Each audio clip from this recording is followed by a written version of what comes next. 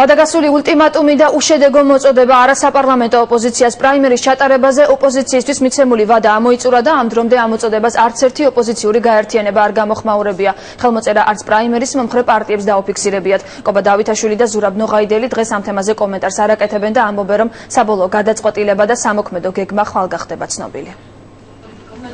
თავდაპირველად იყო პრაიმერის იდეა, შემდეგ იყო რესპუბლიკელები ახლები თავისუფალი დემოკრატების ლიდერის ცნობილი განცხადება მარჯანიშვილის თეატრში, შემდეგ ნოღაიდელის ორგანიზებული შეკრება, ამ შეკრების შემდეგ განხეთქილების ბზარები ალიანსში, საგურამოს ღამეული კონსულტაციები, ნოღაიდელის ორბიტიდან ალასანიას უკან მიბრუნება, განცხადება სოციოლოგიურ გამოკითხვაზე და ბოლოს ძიძიგური დავითაშვილი ნოღაიდელის მოწოდება ულტიმატუმი.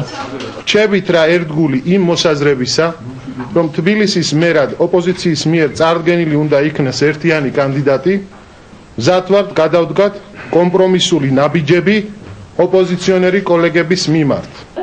ულტიმატუმი ულტიმატუმად დარჩა. პრაიმერისტების რიცხვს ამ დრომდე არავინ შემატებია. დღეს კი ცნობილი ხდება, რომ სოციოლოგიური კვლევის იდეა შესაძლოა ისევ პრაიმერის იდეამ ჩაანაცვლოს.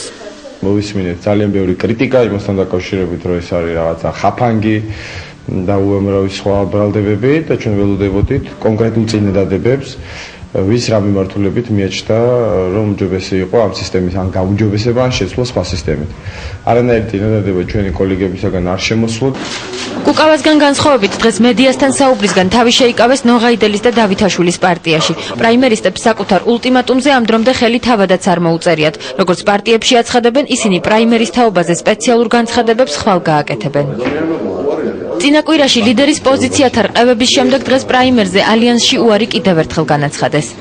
მერობის ერთიანი კანდიდატი და ეს გახლავთ ირაკლი ალასანია. რაც შეეხება პრაიმერით, სოციოლოგიური კვლევებით, ვისაც უნდა გართობა და ვინც ერთობა პრაიმერით და სოციოლოგიური კვლევებით, ეს მათი არჩევანია პრინციპში და არ ამგონია ამას რაიმე სერიოზული დამოკიდებულება საზოგადოებისა ხვდეს წილად.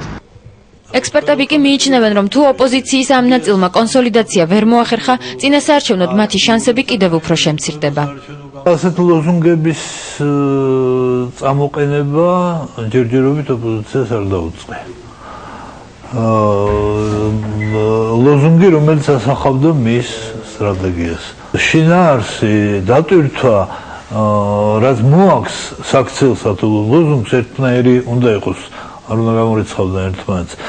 ნოღაიდელის ხაფანგად წოდებულ პრაიმერში მონაწილე პარტიათა რიცხვი ხვალ ამ დროს გარკვეული იქნება, თუმცა უკვე ჩანს, რომ ნოღაიდელი ძიძიგური დავითაშვილის ერთობას სავარაუდოდ აღარავინ შეუერთდება.